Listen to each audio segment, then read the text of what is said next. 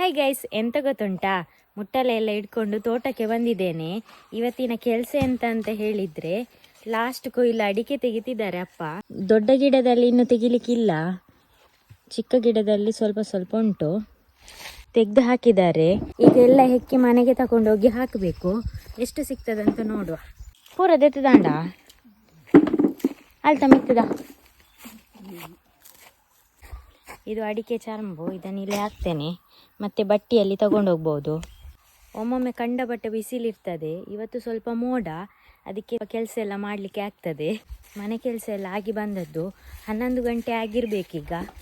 12 ಗಂಟೆ ಆಗುವಾಗ ಕೆಲಸ ಎಲ್ಲ ಮುಗಿಬೇಕು.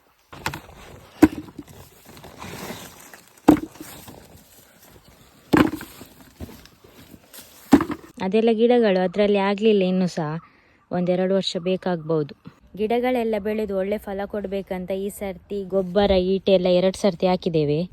ನೋಡುವ ನೆಕ್ಸ್ಟ್ ಇಯರ್ ಏನಾಗ್ತದಂತ. ಈಗ ಆಗಿರೋದನ್ನು ತೆಗೆದುಕೊಂಡು ಹೋಗುವ.